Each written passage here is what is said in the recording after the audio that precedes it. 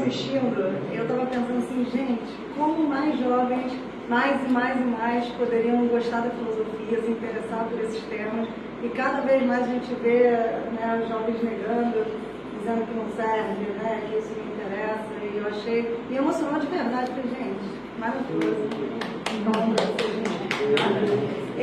Então, tem um medo que eu acho, prazer, eu sou Tatiana, psicóloga, já falei da outra vez, depois me apresento de novo. Tem um medo que eu acho muito interessante, que é o medo do medo.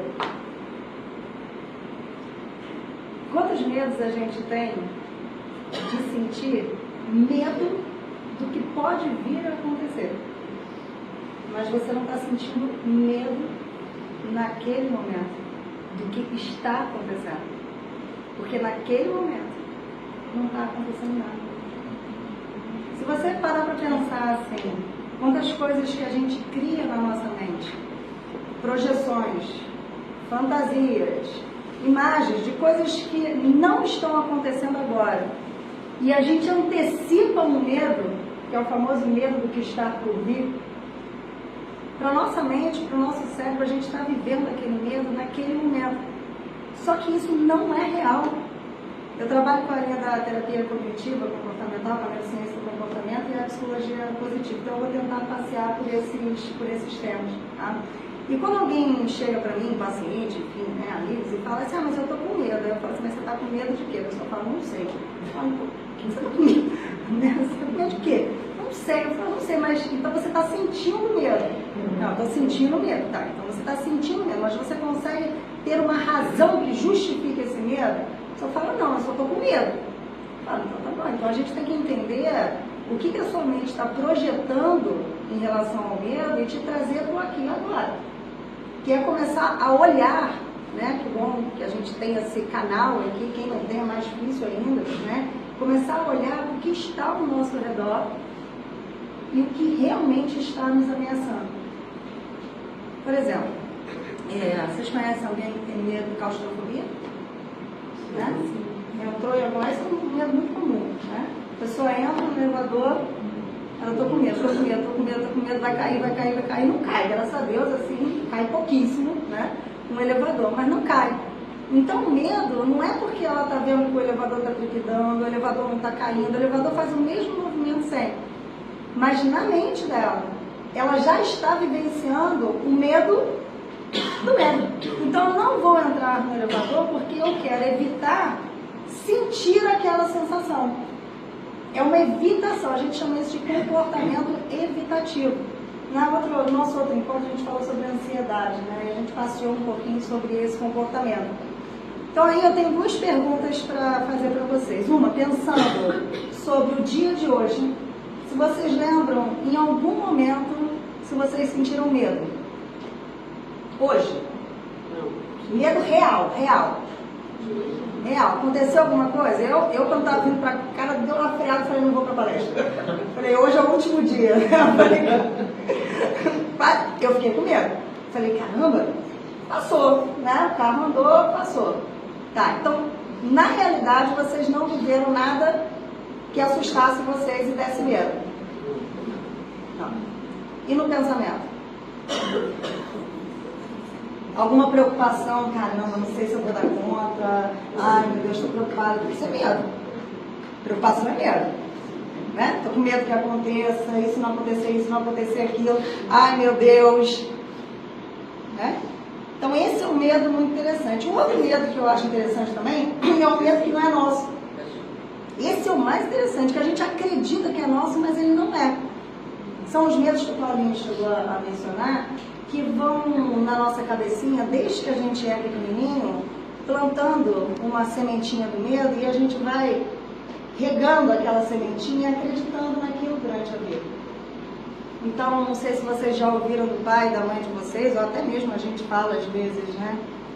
Desse jeito ninguém vai gostar de você. Pronto. Instalou ali, né? Primeiro, eu não vou chamar a Tatiana, ferrou, tá vendo? Ninguém vai gostar de mim a vida inteira. Quem sofreu bullying, acho que todos nós sofremos, que é uma coisa da nossa geração ali, né? Aquele bullying, porque hoje tem esse nome, antigamente era aquela zoação, que é o medo que colocaram em vocês, que esses medos? Nunca questionaram, olharam para trás e falaram assim, ô pai, ô mãe, mas calma aí. Por que eu ainda estou acreditando nisso que vocês disseram para mim? Se você não estudar, você não vai ser ninguém na vida. Será? Ninguém? O que é ser alguém para essa pessoa? Tem pais que escolhem as profissões para os filhos. Hoje em dia, hoje eu atendi hoje não, mas eu atendi um rapaz que ele queria trabalhar com gamer, fazer jogos. Tem pessoas que estão riquíssimas com isso. Se a gente mensurar, né, pelo valor financeiro, que era o que o pai falava para ele, você não vai ser ninguém, você tem que ser advogado, você tem que ser engenheiro, porque senão você não vai ser ninguém. O que esse pai ou essa mãe acabam fazendo? Manipulando, tendo medo. Então a nossa sociedade, a nossa cultura, até mesmo as crenças religiosas, incluem na nossa cabeça diversos medos que a gente nem sabe se a gente tem mesmo ou não. Quantos medos eu já não refutei, eu falei assim, gente, eu achei que eu tivesse medo disso, nem tenho. Nem tenho. Eu tinha medo de escrever. Eu passei muito tempo sem escrever. Porque minha mãe falava pra mim assim, ih filha, você escreve errado, você está escrevendo tudo errado, tá tudo errado. Eu tinha 5, 6, 7 anos, eu falei, eu paro de escrever. Parei de escrever, não escrevia. Eu tinha medo de escrever, eu escrevi tudo errado. Eu escrevia a casa, eu ia lá, depois que surgiu o celular, né, a gente conseguir verificar, né, eu ia lá e falava, tá certo. Eu tinha medo de escrever. Não escrevia um bilhetinho. Porque eu acreditava, olha o que eu disse, eu acreditava que eu escrevia tudo errado, eu não sabia escrever. Até que um dia eu falei assim, vou escrever um texto. Foi 2015 isso, me lembro. Eu falei assim, eu vou escrever um texto. Aí eu comecei a escrever, as pessoas, comecei a dar para uma corretora de português, tudo que eu escrevia passava por ela. E ela ajustava algumas coisas, normal. Eu falei assim, Tati, você escreve super bem, tá tudo certo. E aí eu fui me dar conta de que eu tinha um medo. Não era real, meu. Era real porque eu sentia, mas era algo que foi incutido dentro de mim.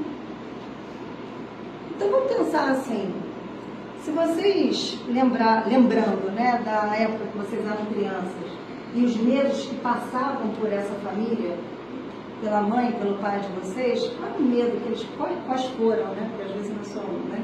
Quais foram os medos que eles mais colocaram em vocês? Uma frase, assim, não tem uma frase. Minha mãe falava assim, quando eu queria jogar futebol, eu falava, filho, vai estudar que futebol não dá futuro para ninguém. Aí eu vejo hoje o Neymar. Mas você jogava com ele? Porque às vezes ela estava saudando. No final ela tinha razão, meu filho não foi estudar. Às vezes ela estava salvando ele. Ai, meu filho não vai dar. Eu falei isso. Ela tinha razão. Tem um medo que minha mãe botou em mim que eu acho que me deu uma ajudada na vida. Na época de adolescente, ela falou assim, minha filha, você é tão sensitiva, tão intuitiva, que se você experimentar, olhou no fundo dos meus olhos, se você experimentar qualquer droga, é capaz de você sair da sua mente e nunca mais voltar. Mas eu sou uma careta. Eu bebo água, assim, não usei droga nunca na vida, eu sou uma careta. Alguém falou que era careta também. Eu tinha fumado uma droga nunca na vida. Não, A senhora estava aqui no pouco de hoje, que ela estava a senhora dava cor. Ela brincou, ela falou que nunca tinha fumado maconha porque ela era muito careta, acho que ela tem 90 anos, né? Então esse mesmo me ajudou. Mais alguém tem alguma frase? Esse me ajudou, não sei lá, vai que eu fiz um negócio do meu queixo, sei lá. Alguém tem mais alguma frase? Eu tinha medo de falar com adultos. Quando criança, porque minha mãe dizia, criança não fala com adulto. Ah, você tem medo de falar em público? Tenho. É aí que eu queria chegar, né? Assim, então, eu não sei se o seu medo era real ou não, se ela tinha falado para você ou não, era brincadeira. Ai, que bom. Tá. Mas isso é uma consequência, né? Então, a mãe dela, não sei se vocês ouviram, falava para ela que não podia falar com os adultos. Não podia falar com os adultos.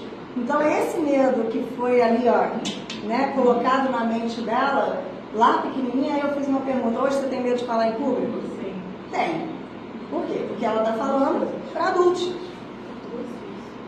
Né? Então, também, só pra gente pegar essa dinâmica do medo Eu da... falei para minha filha várias vezes, que se ela fizesse uma tatuagem, ela não poderia fazer um concurso público. Mas para delegada, E passou. Aí fez a tatuagem depois.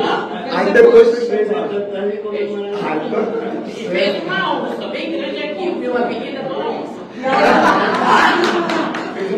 Mas esse foi o medo que você colocou nela. Eu quero saber como colocaram em você. Não lembra? Você falou. Mamãe encantava que, senão eu atravessava a rua para a escola, sempre tinha alguém que tinha sido atropelado. E ontem, no jornal, olha, o sinal de Santa Bela, você chegava lá, o guarda, e uma menina foi atropelada ontem, né? Então, ó, um medo assim, vou dar hipótese aqui, tá? Pode criar uma sensação, pode, tá? Isso não é regra, tá, gente? Estou aqui, né? Uma sensação em você de catástrofe iminente. Pensamento assim, cara, ou é tudo ou nada. As coisas não vão dar, não vai funcionar. Né? Tô conhecendo alguém, não mora, essa pessoa vai terminar comigo. Sabe, umas coisas assim, meio uma catástrofe, alguma coisa iminente. Porque a mãe, gente, aqui não é culpa de mãe, de pai, de ninguém, tá? Todo mundo tem mãe, tem pai, eu sou mãe, né? O que a gente está trabalhando é o que a sociedade, o que as pessoas falando pra gente, aquilo que a gente acredita, faz com que a gente leve isso por uma vida inteira. Né? Então, assim, a mãe, ela, na tentativa de protegê-la, porque ela não queria que a filha fosse atropelada, cria um estado de alerta. Alguma coisa pode acontecer com você a qualquer momento. Se liga. E isso pode trazer, se assim você acreditar muito nesse medo, uma sensação de que alguma coisa pode acontecer comigo a qualquer momento. Gera uma ansiedade e medo. Né? Constante. Isso fica constante. Alguém mais? Tem alguma frasezinha assim? Minha mãe não deixava raspar a perna. Proibia, era uma coisa assim, eu ia me rasgar inteira, não podia raspar a perna. Porque... Sim, não é eu. Não, porque é feio, porque menina legal não raspa a perna. Menina legal não raspa a perna. É, não raspa a perna. Menina legal faz o quê? Sai, raspa a perna escondido. Óbvio, né? Eu sobrevivi quando sofri bullying. Esconde, né? Então, tá. Se você não estudar, filho, você vai puxar carroça. Você vai estudar. É do interior, né, de campo, né? Filho, se vocês não estudarem, vocês vão puxar carroça. E tem os carroceiros lá em Campos, né? Tem até hoje, né?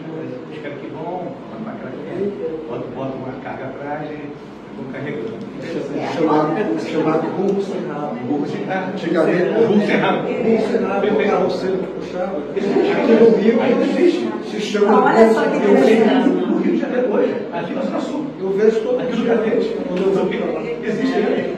Então, olha só como a gente está mudando a forma da gente educar as crianças, vamos dizer assim, né? Antigamente, a cultura sempre foi da educação por medo. Então, a gente vive sob ameaça o tempo todo. É medo o tempo inteiro. Ou você me obedece, ou você toma uma chinelada, toma uma porrada, fica de castigo. Se você não for... Tem sempre uma causa e uma consequência de uma punição muito severa. O Deus castiga. Deus castiga, né? Deus castiga. Você não vai passar de ano, você não vai ser... Enfim, né? Assim, eu perguntei para vocês, porque às vezes né, tem uns engraçados até, assim, e se a gente parar para prestar atenção, isso fez com que a gente desenvolvesse um modelo de pensamento. Né? A gente foi crescendo nesse modelo de pensamento. Um modelo de pensamento que ele está pautado numa ameaça constante. Eu tenho que fazer isso, senão alguma M vai acontecer. Às vezes a ameaça a mãe passa a responsabilidade da ameaça para o pai. Sim. Se você não fizer isso assim, eu vou falar para o seu pai vai fazer isso assim. Comigo acontecia bastante. Você passa para outra pessoa nem quer fazer nada, vai vir um vilão. Tem uma história muito engraçada, quer dizer, é um trágico cômico, eu sou mãe solteira. Né? E aí a minha filha, pequenininha, ela via as crianças fazendo isso, isso com o pai, com a mãe. É porque eu vou com meu pai, vou com minha mãe. E às vezes ela falava alguma coisa, pra minha avó, pra minha filha, tem pra onde correr comigo mesmo. Falei, eu sou eu. Não tinha pai e mãe, né? Então tem que fazer a parte boa, a parte desafiadora. Mas enfim, gente, para falar que o nosso pensamento está muito pautado nas ameaças. Então, se a gente perceber, assim, quando a gente está pensando num projeto que a gente vai fazer, em alguma coisa que a gente quer conquistar, né, algo, enfim, pode ser alguma viagem, a gente está sempre com esses dois modelos de pensamento, que é o que eu posso fazer, mas se eu não fizer isso, cara, algo muito ruim pode acontecer. Então, o medo ele vai nos ajudar, sim, como o Paulinho mesmo falou, né, a gente conseguir se proteger, mas existem medos que são funcionais, que é esse medo, né, olhar para os lados para atravessar a rua, cheirar a comida para ver se ela está estragada ou não, mas tem os medos que são disfuncionais, que quando a gente tem um medo do medo, ou seja, eu paraliso diante a uma situação que eu preciso enfrentar, que eu preciso arriscar, que seria até bom para mim dar um passo adiante, eu estou travando a minha vida, porque eu estou deixando de viver muitas coisas por medo de sentir o medo. Eu me lembro antes, né, até mesmo nem relacionado a essa questão da escrita, mas para dar aula, para falar em público, como você trouxe, eu tinha medo. Eu falei, gente, só vou falar besteira. Eu falei, poxa, não, o pessoal estudou pra caramba, tá? Vou falar um monte de coisa que as pessoas já sabem e tal. Eu falei, não vou falar. Isso é medo do julgamento, medo de me expor, né? E aí eu fui destravando, eu falei, tudo bem, quantas coisas eu já não assisti de outras pessoas falando que eu já sabia também. E tá tudo bem. Né? A gente sempre tem alguma coisa para aprender com o outro e tá tudo certo. E às vezes as pessoas não gostam também e tá tudo bem. Então, parando para fazer uma reflexão, tá? Vocês conseguem refutar o medo do pai e da mãe de vocês? Uma reflexão. Que eles colocaram na cabeça de vocês e que hoje em dia esse medo ele não faz mais sentido. Eu tenho um muito concreto para mim, que é o medo de ficar sem dinheiro. Vai ficar sem dinheiro de escassez, porque minha família perdeu tudo, não tinha o que comer, eu passei uma necessidade muito grande na infância, e então eu tinha medo assim, de chegar nesse lugar.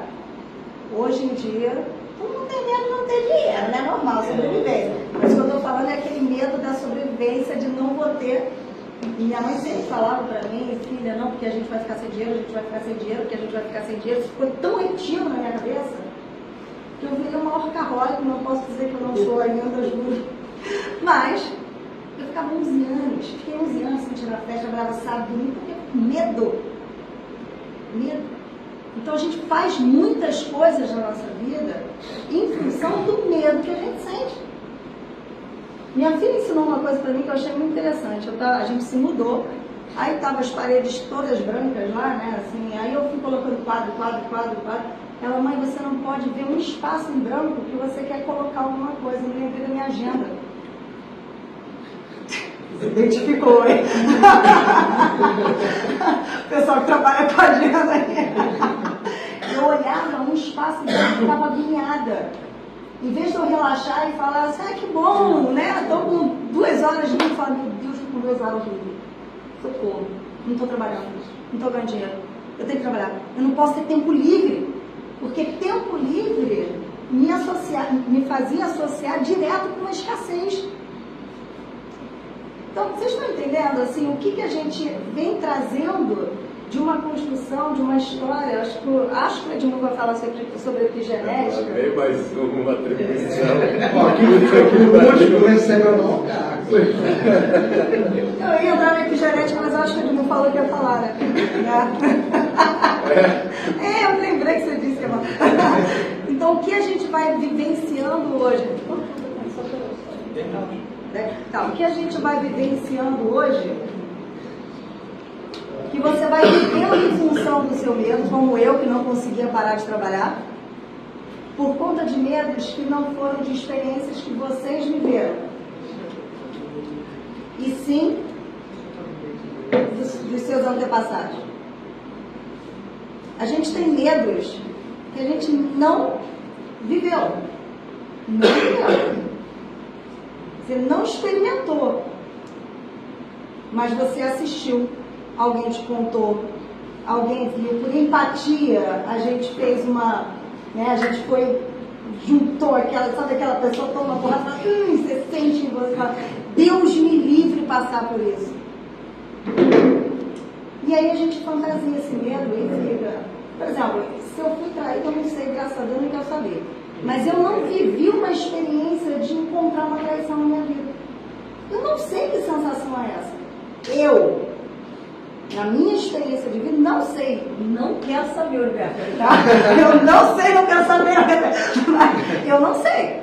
Mas se alguém me conta, eu posso imaginar que deve ser um horror você descobrir. Tem situações horrorosas, a gente trabalha com psicologia, né, terapia, você escuta cada coisa e pensa, meu Deus, mas eu mesma não vivi. Aí eu vou e começo a me relacionar com uma pessoa.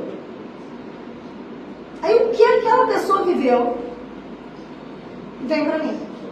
Se eu tenho um medo absurdo de viver isso, o que eu faço? Sai fora, né? Eu quero que você me traiu. Me traiu sim, não sei, não quero saber, tchau. Não, o que eu faço? Eu começo a construir comportamentos para provar que isso aqui que eu tenho medo tá certo. E é o famoso boicote. Não é possível. Não é possível. Essa pessoa, todo mundo trai. Por que ele não vai me trair? Fulano foi traído, ciclano foi traído. Por que essa pessoa não vai me trair? Então, aquela experiência que é de uma outra pessoa, às vezes a gente tem aquele amiguinho legal que fica falando de uma experiência difícil. Você fala assim, gente, eu não vivi isso, mas eu já estou vivendo. Você está vivendo aquilo pela pessoa. Entende? Então, eu acabo trazendo para a minha vida uma experiência de medo, de sensações corpóreas, de algo que eu não vivi. Isso é um dos maiores motivos que eu não assisto televisão. Zero. Pode falar novela, que foi a última novela que eu assisti foi Carrossel. Zero.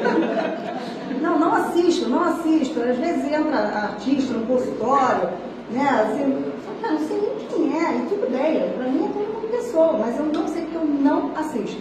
Ah, tá de ser muito alienado, porque eu não tenho paz. O meu Rio de Janeiro, espantem-se, é maravilhoso. Nunca foi assaltada, vou e volto tranquila. A minha cabeça não fica em torno disso. Mas quem assiste o tempo inteiro vai ficar. Você é de casa, você é assaltado, você é assaltado, aqui é primeiro. Eu poderia ter medo de ser assaltada o tempo todo, nunca tendo sido assaltada na vida. Vocês estão entendendo? Tem sorte. Né? Rapaz, é outra coisa, ó. Não quero ser assaltada. É os combinados que eu tenho com o universo. Nunca fui. Exceção. Eu conheço algumas pessoas que não foram, sabe? É raro, eu entendo que seja raro.